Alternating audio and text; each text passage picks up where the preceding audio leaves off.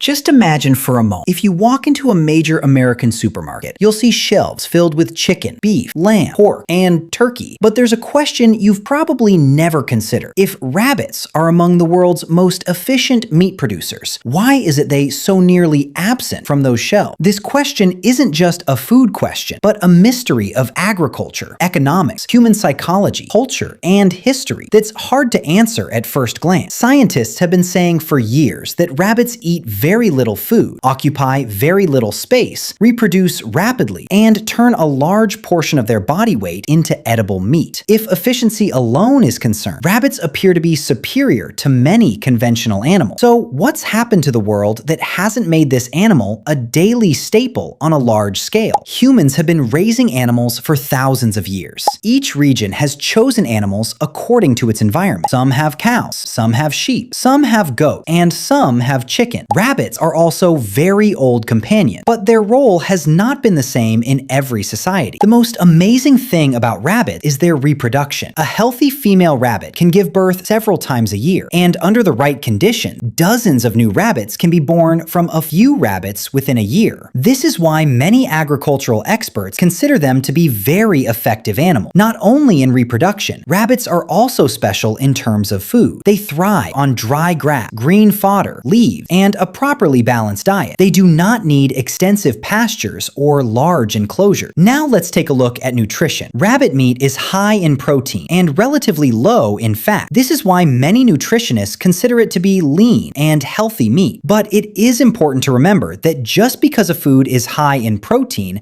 does not prove that it is the best choice in all respects. A balanced diet requires a variety of nutrients. Now, another interesting question arises. If rabbits are really so effective, why don't farmers raise them on a large scale? At first glance, the answer seems simple, but the reality is much more complex. The world's diet is not determined solely by which animal yields the most meat. It also involves people's habit, religious and cultural traditions, market demand, supply chain, restaurant preferences, and decades-old trade systems. For example, if millions of people in a country buy chicken today, a whole system is already in place for this. Farm, feed, processing factories, transport, cold storage, and supermarkets, all connected in one chain. Rabbits often don't have such a robust system, but is that the only reason? Absolutely not. The real secret lies in the human mind. But it's not like that in every part of the world. In some countries and regions, rabbit meat is still part of the traditional diet. People there consider it a normal food, just as chicken or lamb is considered normal elsewhere. So the question is not whether rabbit can be eaten or not. The real question is, what factors determine whether one animal will make it to our plate and another will not? And when we get to the bottom of this question, we find a fascinating world not just of food, but of human history, trade, culture, and psychology. We have seen that the rabbit is an animal that requires little food, little space, and relatively high protein. If we look at efficiency alone, it seems like it should be common on farms around the world. But the reality is much more complicated than that. The question is, when did the rabbit, which was a common food in many areas, gradually disappear from people's plates? The answer takes us back almost 200 years. In the late 19th and early 20th centuries, the world was changing rapidly. Industries were developing, the population of cities was growing, and a constant supply of food for millions of people had become a major challenge. Agricultural experts focused on animals that could be raised on a very large scale under a single system. This is where the modern poultry industry was born. Specific breeds of chickens were developed. Feed was scientifically improved. Automated farms were established. Large slaughterhouses were built. And then a supply network was created that brought chicken to almost every supermarket in the world. This has never happened on a large scale with rabbit. In many areas, its breeding was limited to small farms. When production is low, even supermarkets are reluctant to keep them on a regular basis because they need the same amount of meat every day. In many countries, children see rabbits for the first time not as meat, but as a gentle, innocent, and cute animal. Cartoons, stories, toys, and the world of pets have created a different image of rabbit.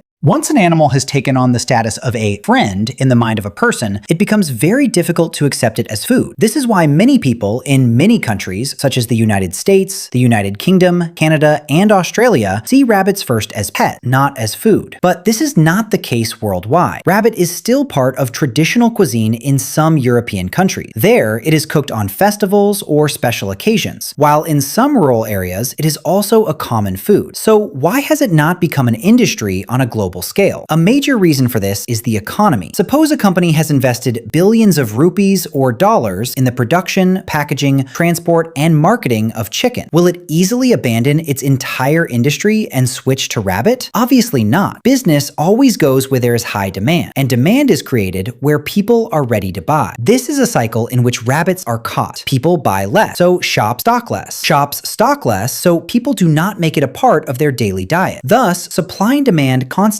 affect each other. But is this the only reason? Absolutely not. There's also an important nutritional fact associated with rabbit meat that is often overlooked. If a person continues to eat only very lean meat for a long time and his diet does not include adequate fat or other nutritional sources, the body may lack the necessary energy and some important nutrients. That is why nutritionists always recommend a balanced diet and not relying on just one type of meat. This does not mean that rabbit meat is bad, but that no single diet is complete on its own. Now imagine the future. The world's population is constantly growing. Agricultural land is becoming limited. Water shortages are increasing in many areas. In such a situation, scientists and agricultural experts repeatedly raise the question of how food will be produced in the future. Can rabbits be part of this problem? Or has the world already invested so much in chicken, fish, and other sources that it will still be difficult to make room for rabbit? These are questions that no one has the full answer to yet. But one thing is clear. The disappearance of rabbits from supermarkets is not just a matter of nutrition, but a story of history, psychology, culture, economics, and human habit. So far, we have learned that rabbits can be raised on a low-fat diet, grow relatively quickly, and are high in protein and relatively low in fat. We have also seen that despite this, they are not common in most supermarkets around the world. But now, the biggest question remains. If the world were to face a severe food crisis in the coming years, could rabbits be an important solution for humans? This question is not just an idea, but a topic of debate among agricultural experts, food scientists, and policymakers around the world. According to United Nations estimates, the world's population will continue to grow in the coming decade. This may also increase the pressure on food, water, and agricultural land. That is why scientists are looking for ways to produce more food with fewer resources. This is where the rabbit's name comes up again. Rabbits can be raised in a small space, can grow quickly, and can be relatively easy for small farmers to raise in some situations. This is why in some areas they are considered a useful source of food and income for rural families. But this does not mean that rabbits will replace cows, chickens, or fish all over the world. The reason is very clear. Food is not just a matter of science, but also a combination of culture, habits, tastes, price, supply chain, and consumer preferences. Imagine if all supermarkets started stocking rabbit meat tomorrow. Would people immediately start buying it? Probably not, because in many people's minds, rabbits have the image of a pet or an innocent creature running around in the forest, not meat eaten every day. This psychological difference also affects the market. Where demand is low, investment is also low. And where investment is low, production is limited. This is a cycle that has been going on for years. Despite this, rabbits are still being successfully raised in some countries, and their meat is even sold in local markets. This proves that the problem is not just with the animal, but also with the dietary traditions of each society. Another misconception needs to be dispelled. Some people believe that since rabbit meat is lean, humans can only survive on it. The fact is that nutritionists always recommend a balanced diet, which includes the right amount of protein, fat, carbohydrates, vitamins, and minerals. Complete dependence on any one food is not good for health. So what is the real lesson? The lesson is that which animal in the world will end up on our plate is not decided by its performance alone. It is decided by our history, our culture, our economy, our habits, and sometimes just our mind. Perhaps that is why an animal that could be scientifically quite effective, yet still not become a daily food for most of the world people. Now, let's return to the question one last time. If rabbit is so effective, why don't we eat it everywhere? Now you know that the answer is not simply because people don't like it. The real answer is hidden in many layers: history, culture, psychology, industry, market, consumer preferences, and food systems all combine to decide what goes on our plates and what doesn't. Perhaps things will change in the future. Perhaps new technology, a changing economy, or an increasing need for food will make rabbit more important than ever. And perhaps it never will. But one thing is certain. The next time you see shelves full of chicken, beef, or lamb in a supermarket, take a moment to consider this question. Do we always eat what is most beneficial, or what our history, culture, and habits have taught us?